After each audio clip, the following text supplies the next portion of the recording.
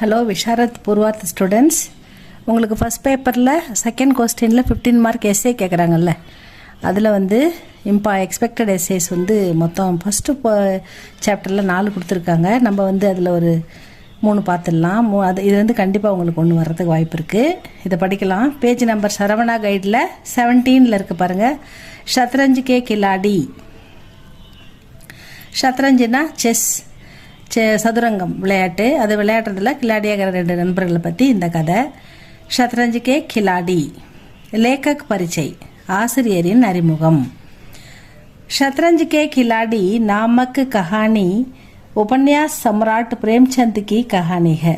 அதாவது கதைகளின் பேரரசர், சம்ராட்னா அரசர்னு அர்த்தம். கதை எழுதுவதில் அரசராக திகழும் பிரேம்சந்த்ஜியோட கதை அப்படின்னு சொல்கிறாங்க.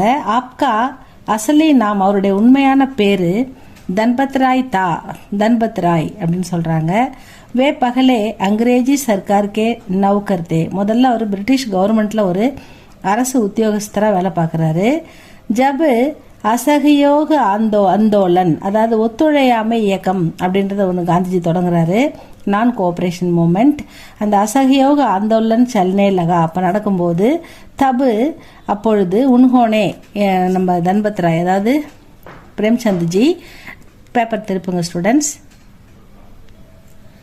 ஒத்துழையாமை இயக்கம் ஆரம்பிக்கும் போது தன்னுடைய அப்பனி நௌக்கரி, தன்னுடைய வேலையை பிரிட்டிஷ் சர்க்கார்கிட்ட ஒர்க் பண்ணுறாரு இல்லையா, அந்த வேலையை, நௌக்கரின்னா வேலை, சோடுதி விட்டுட்டார், அந்த வேலையை விட்டுட்டார், அந்த கவர்மெண்ட் வேலையை விட்டுடுறாரு.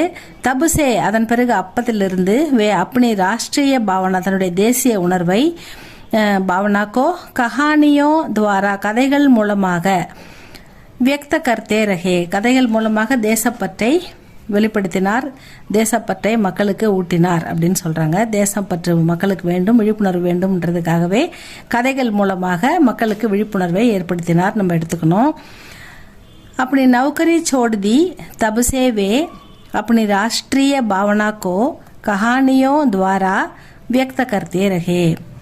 தன்னுடைய கதைகள் மூலமாக நாட்டுப்பற்றை வெளிப்படுத்தினார் அப்படின்னு சொல்கிறாங்க. நெக்ஸ்ட் லேக் பரிச்சை, இந்த கதையுடைய அறிமுகம். லேக் பரிச்சை இந்த கட்டுரையின் அறிமுகம்.